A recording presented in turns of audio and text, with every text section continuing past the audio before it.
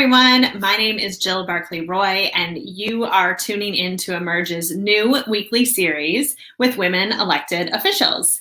This is our first broadcast, and we are very excited to be joined by Edgewater, Colorado City Councilor, Emerge Colorado alum, and Emerge Colorado Executive Director, Michal Rosenoer.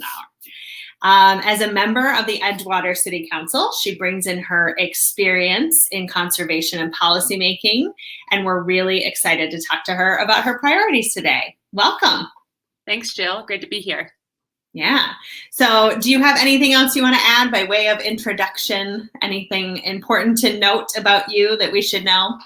I don't think so. I think working for Emerge and working on City Council is a lot of jobs in and of themselves, and it's a real honor to be able to play both roles. Agree. I love that you're an alum, an executive director, and an elected official. You're the trifecta. So let's dive in. So obviously, this pandemic of COVID-19 has had a really devastating impact on communities across the country. And I know that local elected officials like yourself have been on the front lines helping families through this time. And you've really probably heard a lot of really hard stories throughout this last year.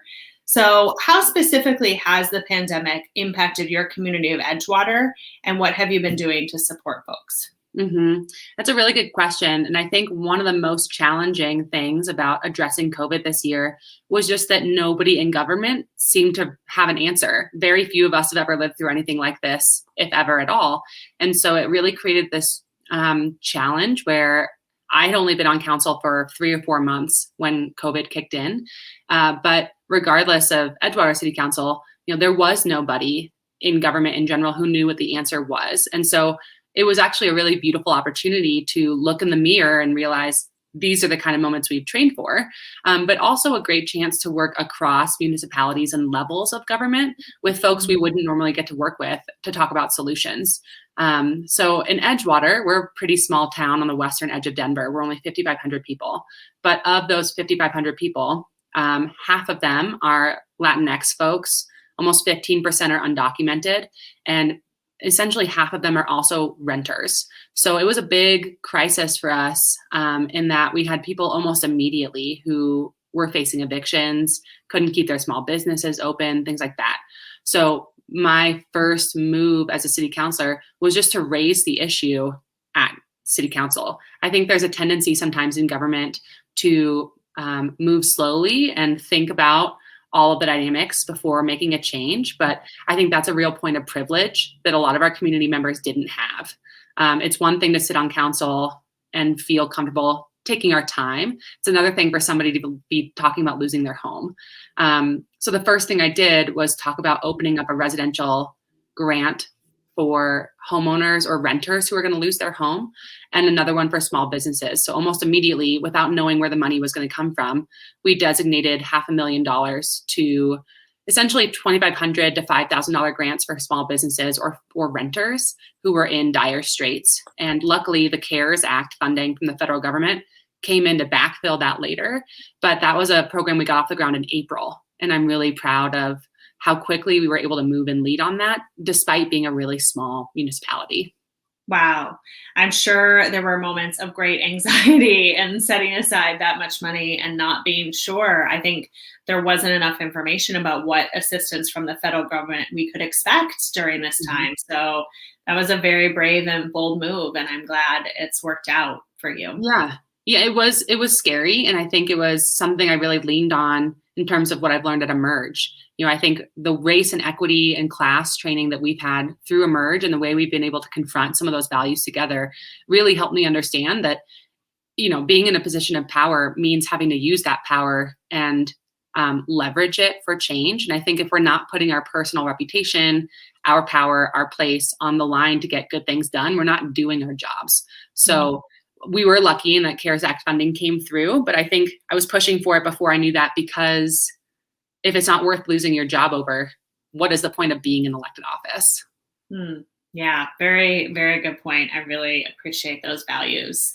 So obviously, and I think we talk a lot about this at Emerge in our daily work, we really feel like we're facing twin epidemics. There's been the epidemic of COVID-19, and then there's been the epidemic of racial injustice in this country. So how are you alluded to this, but how are you specifically working to address structural racism in your community of Edgewater? Mm-hmm. There are multiple ways we're working on it, some more traditional, some less so. Immediately after the death of the murder, really, of George Floyd, we started having conversations in our city council about our police department and giving the community a chance to learn along with me about what the police department does, whether we had militarized weapons, whether we were part of national programs that were being highlighted as really problematic, and what the race and equity training and rules are for our police department. Because Edgewater is unique in that we're very small, but we have a very large police department of almost 17 full-time officers because we live in a larger municipality where they're kind of shared. And so I requested a community forum where folks could ask questions of the police department and did a lot of community organizing to ensure that people knew that this event was happening and could ask questions. I would say the forum didn't go as well as we'd hoped, and there was a lot of deflection going on and a lot of emotions, which is, I think, to be expected. But we didn't want to just sit with that.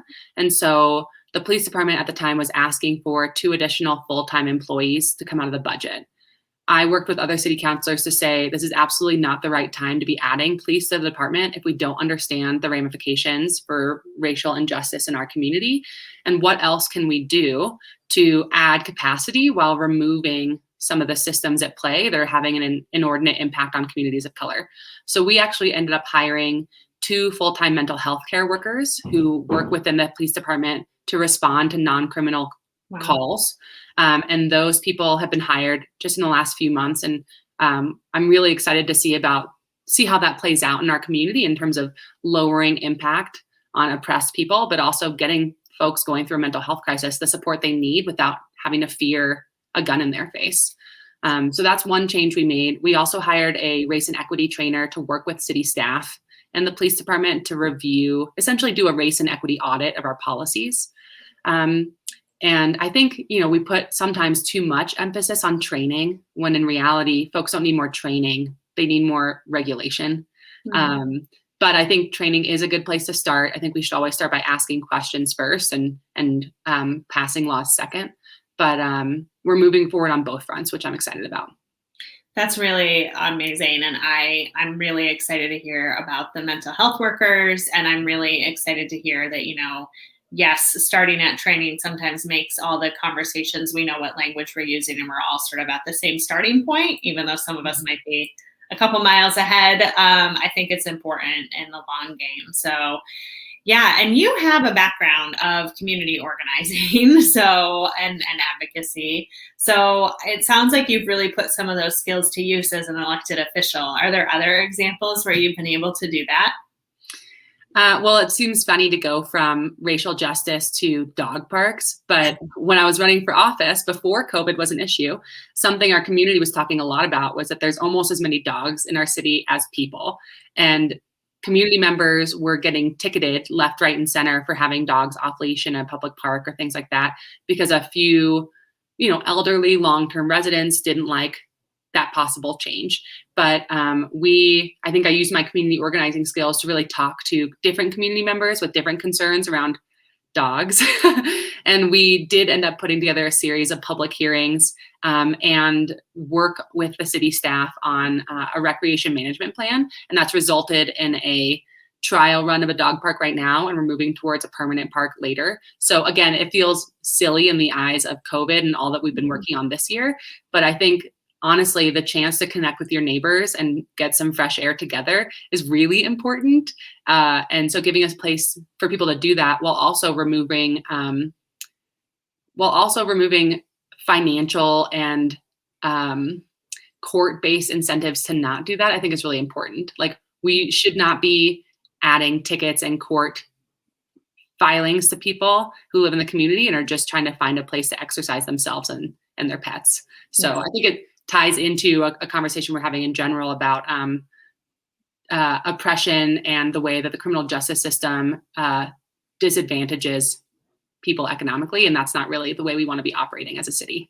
Yeah, I was going to say, I think there is a clear connection, because I think that sometimes, if bias comes into play, having a conversation with a neighbor could turn very quickly into calling the police. And, we know that. So I think there's a definite connection there. And as a proud dog mom, I love that you're doing that as well. And you also have a background in climate change and conservation policy. That's the work you were doing before we were lucky to scoop you up here at Emerge. So how are you addressing climate change right now? Or does that feel like it can be a priority with all of these other competing priorities during a Absolutely. pandemic? Yeah, I think climate change, we had the worst fire season on record in Colorado, 3 of our biggest fires of all time this summer. And Edgewater is only 2 miles from the zip code with the worst air quality in the country. And that falls disproportionately on Latinx and Black community members within the Denver metro area.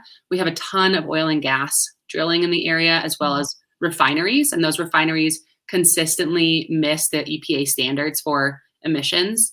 And so I think there's not a lot we can do about that within city council, because we don't have any oil and gas or transportation within the city itself. However, I think we have space as a city to lobby the state government, different departments like Colorado Department of Public Health and Environment, and really use our position as an elected body to move the conversation forward. So what I've done is worked with an organization called Colorado Communities for Climate Action, CC4CA, which is a conglomeration of municipalities and counties across Colorado lobbying together at the state capitol for climate change policies. So I brought that to city council. It took a couple of months, but we approved it. So we just joined as members, and I'm sitting on the legislative board now for the organization. And I'm really excited about the opportunity to essentially increase Edgewater's voice at the state level, even though we can't do a lot of that work internally.